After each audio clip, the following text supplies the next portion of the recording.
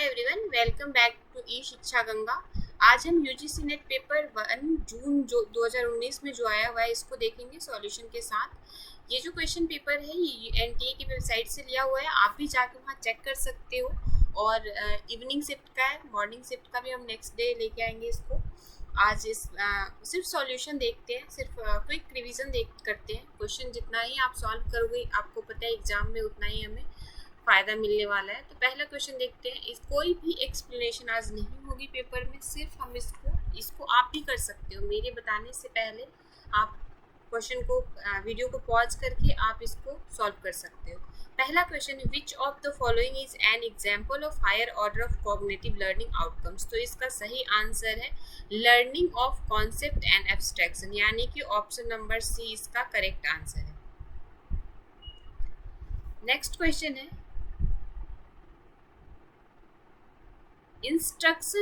instructions which encourage live participation and interaction through online classes are called।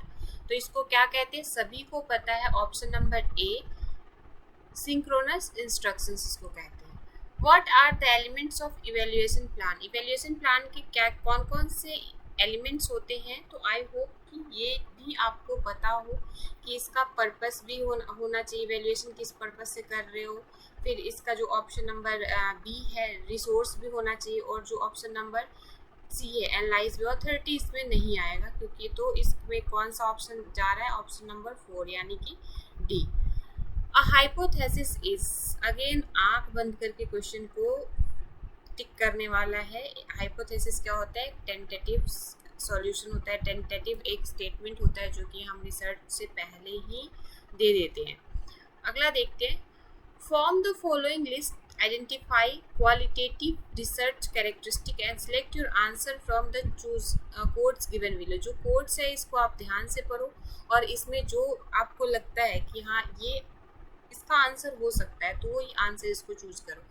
अच्छा, UGC net का एक बहुत ही खूबसूरत पहलू ये है कि वो इतने सारे ऑप्शंस में उलझा के टाइम कंज्यूम करता है कि बच्चे टॉप 6 तक जा ही नहीं पाते, परसेंटाइल उनकी कम हो जाती है, जिनकी थोड़ी सी भी प्रिपरेशन में कमी होती है। और इसका सबसे अच्छा जो उपाय है, मतलब इसको क्रैक करने का जो सबसे सटीक उपाय है वो है मोर क्वेश्चन सॉल्व करना। जितना ही आप प्रैक्टिस कर सकते हो वो आपके लिए बेनिफिशियल होगा। तो इसमें क्या कह रहा है, creating purpose statement and research questions, क्या ये हो सकता है, पढ़ो आप ध्यान से। हो सकता है, बिल्कुल हो सकता है जी। तो ऑप्शन नंबर ए भी हो सकता है। फिर नेक्स्ट क्या है, starting the purpose and research question in the broad way, नहीं ये नहीं हो सकता। नेक्स्ट क्या है, collecting data based on word from a small number of individuals, ये भी हो सकता है। अब क्या है आगे, collecting numeric data and statical analysis, ये नहीं हो सकता। तो अब कौन सा बच्चा, using text analysis and interpreting larger meaning of the findings, ये हो सकता है। क्वालिटेटिव कह रहा है, क्वालिटेटिव रिसर्च कैरेक्टरिस्टिक कौन से हैं, identify form the following list, identify the qualitative research characteristic and select your answer from the code given below. तो इसका सही ऑप्शन मेरे को जा रहा है 1, 2, 1, 3 और 5। तो 1, 3 और 5 ऑप्शन नंबर डी में है।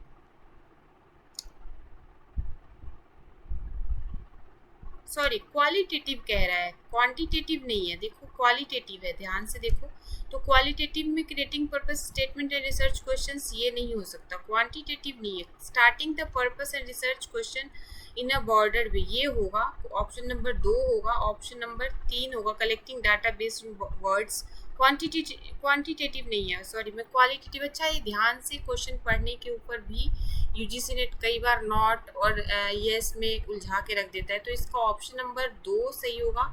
ऑप्शन नंबर 1, इस क्वेश्चन को एक बार हम फिर से इरेज करके देख लेते हैं।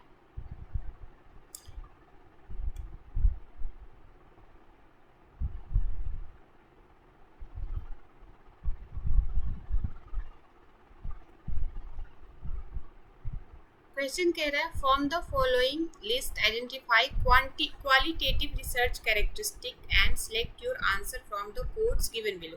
क्वालिटेटिव, इस वर्ड पे ध्यान देना है, क्वांटिटेटिव नहीं है, क्वालिटेटिव है।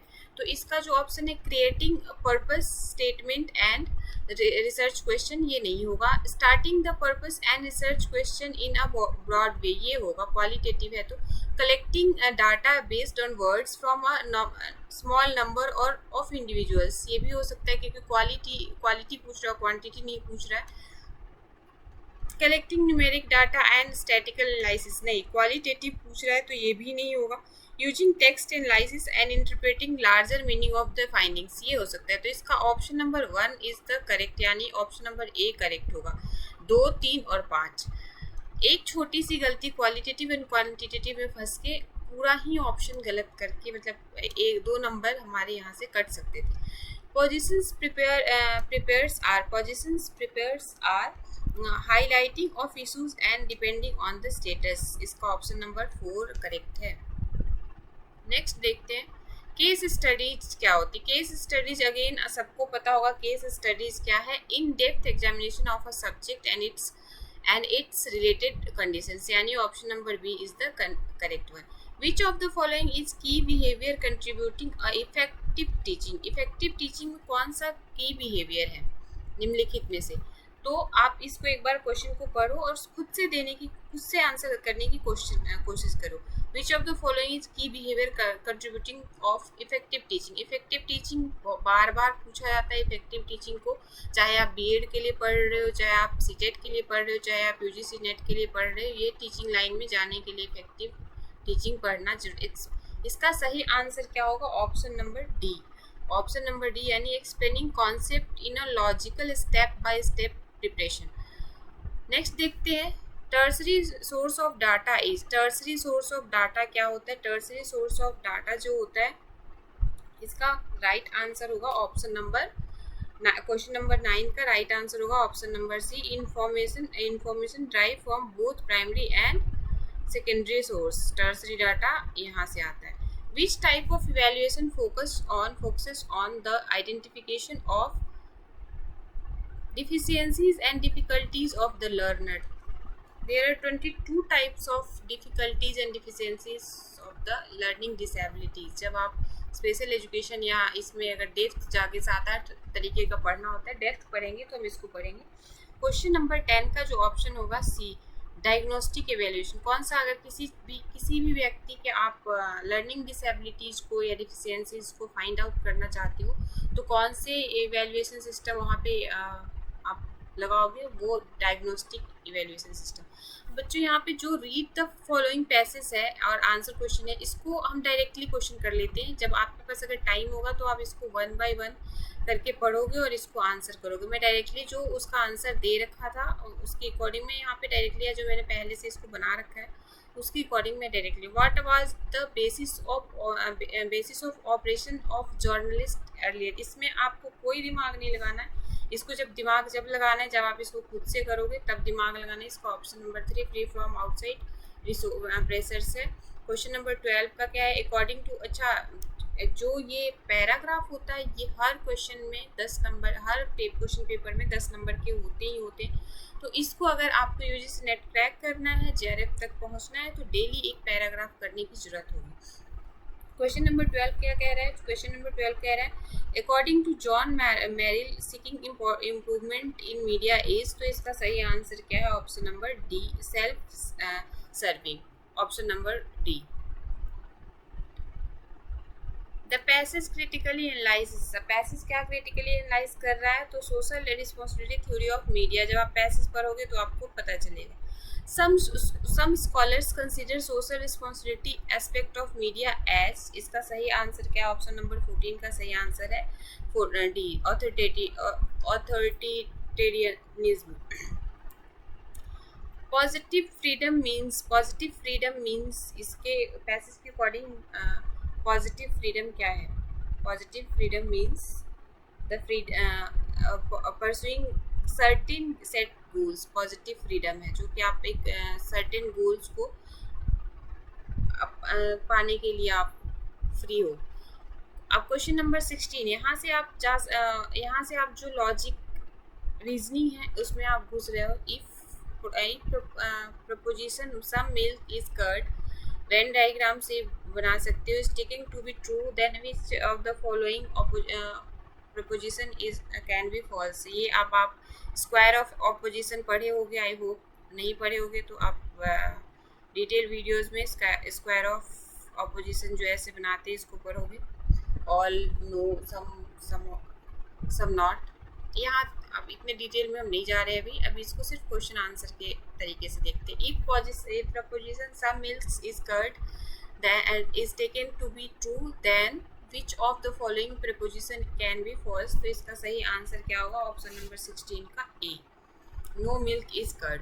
Connective connotative communication inside in the classroom is। connotative communication क्या होता है क्लासरूम में?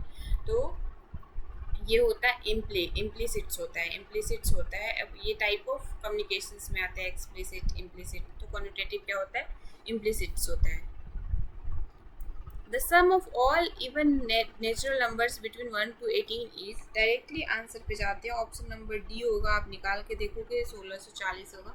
Communication through colours can result is. Communication through colours can result in. Colours के अकॉर्डिंग जो कम्युनिकेशन होता है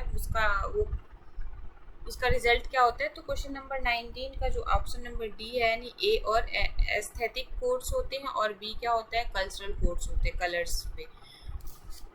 बाइनरी कोड्स और सिमेंटिक कोड्स ये कंप्यूटर के लैंग्वेज में आ जाता है। The proposition some trees are green is equivalent to which of the following propositions? Some trees are green.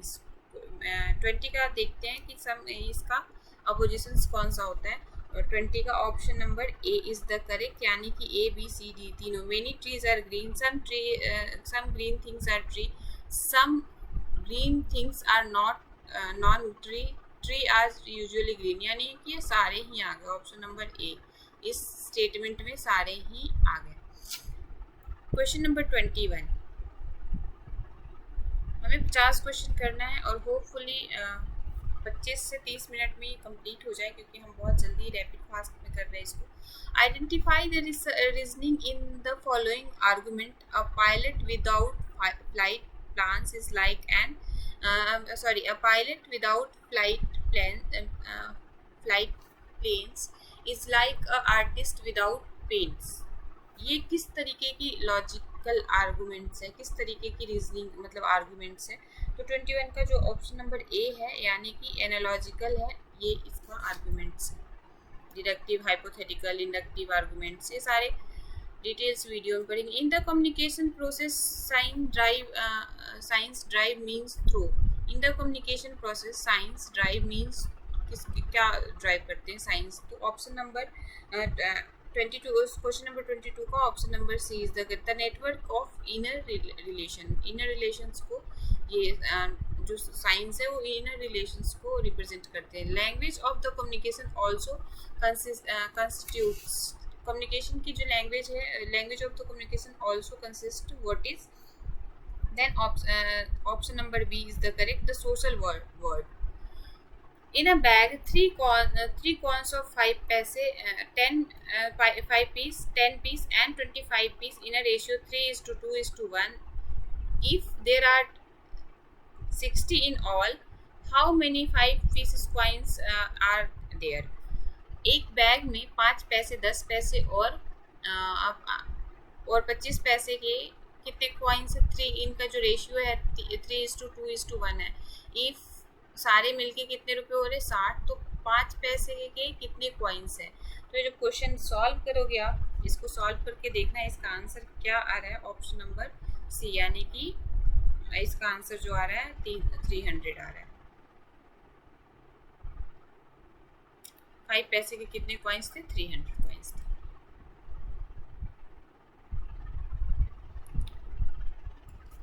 In which method of arriving at knowledge the emphasis on the both proceeding from particular to general and from general to particular is combined way? In which method arriving at knowledge? कौन से method में particular to general और general to particular approach अपनाया जाता है? तो option number सी, यानी कि साइंटिफिक मेथड में जनरल टू स्पेसिफिक और स्पेसिफिक टू जनरल जाया जाता है। Choose the missing terms out of given alternative, इसमें से जो आप ABCD ड्रॉ करके देखोगे तो इसका ये बहुत इजी होता है। ये ऐसा तो आप याद करके जाना, ए से लेके जेड तक के नंबर से याद कर लेना, ये बहुत ही इजी क्वेश्चन में आता है। ऑप्शन नंबर ए यानी HOF होगा। रीजनिंग, असर्शन और रीजन वाले क्वेश्चन देखो फिर आ गए। ये तो UGC नेट में पीछा ही नहीं छोड़ता है, चाहे पेपर 2 हो चाहे पेपर 1 हो। Media entertainment does not enhance the cultural level of society. Reason: most media entertainment encourage spatium, not content quality.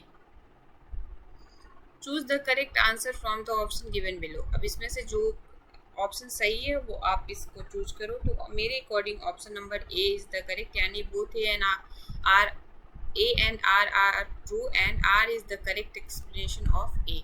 Given the following are two premises with 4 conclusion, drawn from them. Which of the following conclusion could be validly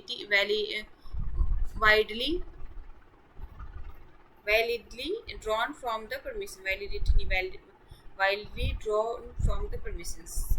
All cats are dog. All dogs are cows. All cats are dog. छोड़ो, बाद में इसको draw करते हैं। इसका answer हम direct answer पे जाते हैं। 28 का option number C is correct. C क्या है? A and B। A and B देख लो, A and B क्या है? All cats are cows and B क्या है? Some cows are cats.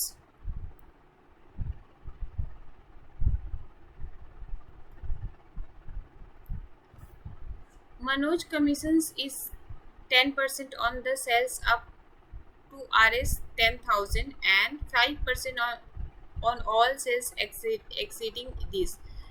He remits Rs 75,500 to his company after deducting his commission. The total sales will come out to be, ये profit and loss में आ गया, तो हम इसको directly answer पे जाते हैं। Option number B is the correct one, यानी कि 80,000। The simple interest of certain sum of money 3 years 40। Question आप पढ़ लेना, क्वेश्चन सॉल्व करने की कोशिश करना। ऑप्शन नंबर बी इसका करेक्ट है। ऑप्शन नंबर बी यानी कि 1750। डेटा हैंडलिंग से क्वेश्चन आ गया। डेटा हैंडलिंग की क्वेश्चन एक बार आप पढ़ के इसको सही से करने की कोशिश करना। डेटा हैंडलिंग के डिफरेंट काइंड ऑफ क्वेश्चंस आते हैं। कई बार पाई चार्ट्स में दे देता है, कई बार ऐसे देता है, ज़्यादातर टेबुलर फॉर्म में ही देता है। क्वेश्चन नंबर 31 का जो राइट आंसर है वो बी है। क्वेश्चन नंबर 32 का जो राइट आंसर है, if 35% of the laptop sold of branch as during dash dash, इसका सही आंसर क्या है? Option number C. The number of laptops sold of brand X during the apprenticeship है। इसको भी आप डायरेक्टली मैं आंसर पे जा रही हूँ। जितने data handling, if the shopkeeper earn dash dash, 34 का option number D is the correct. What is the ratio of number laptop sold brand D during April to those sold during September the same brands? 35 का option number C is the correct one.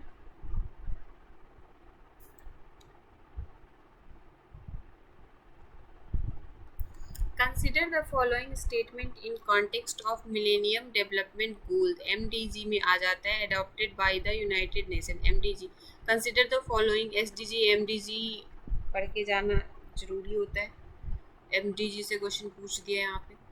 Consider the following statement in the context of millennium development goals. कौन कौन से इसमें statements हैं जो सही है? Eradicate extreme poverty and hunger, क्या ये है eradicate extreme poverty and hunger? Yes, ये है।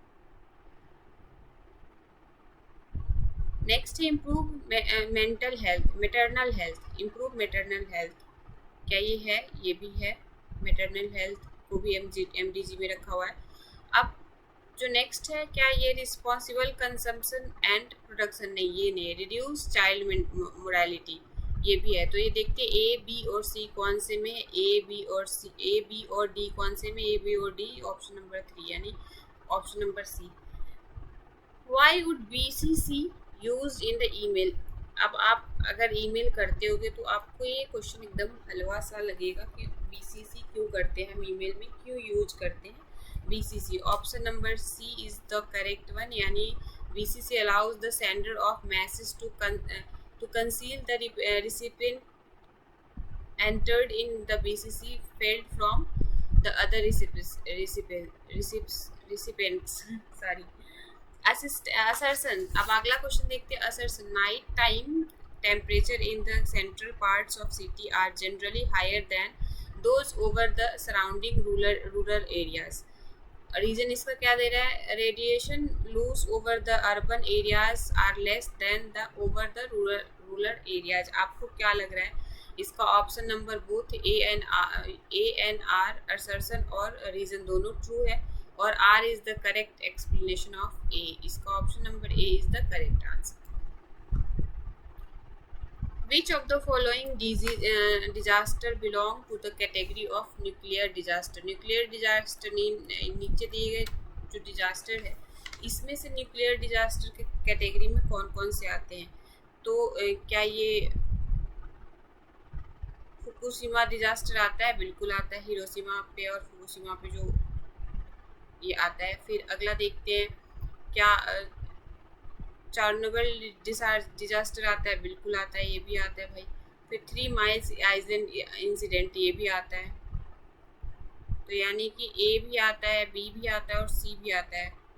ए बी और सी कौन से ऑप्शन नंबर में? Option number A is the correct.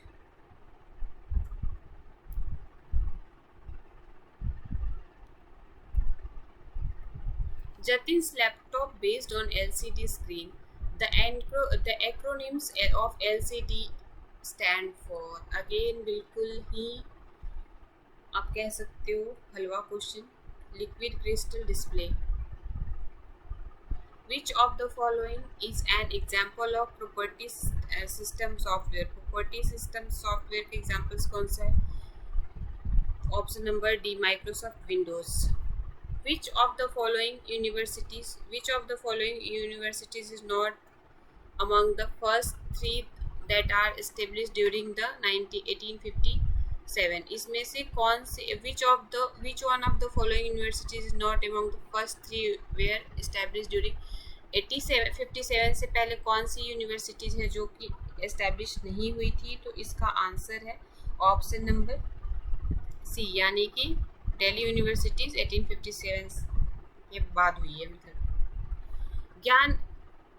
Gyanvani launch by IGNOU to cover the educational needs of India refers to.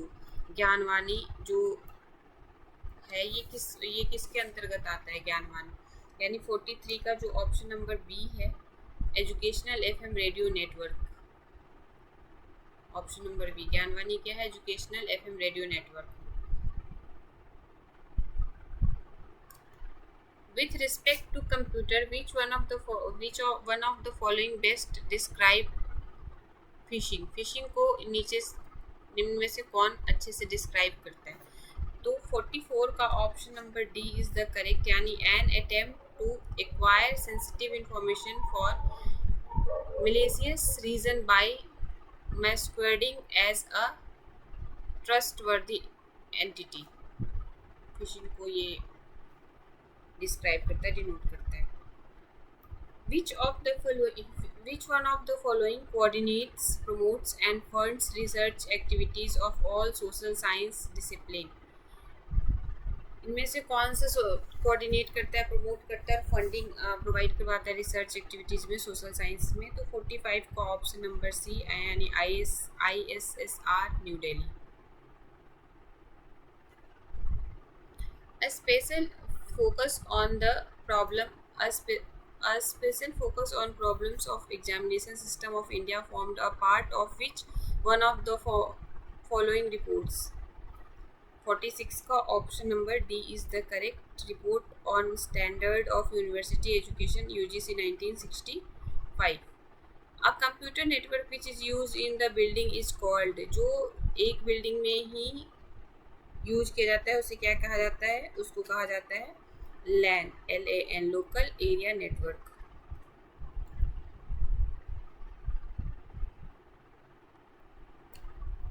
In which of the following ancient Indian universities the culture and civilization of Tibet was built mainly through of the writing of the scholars?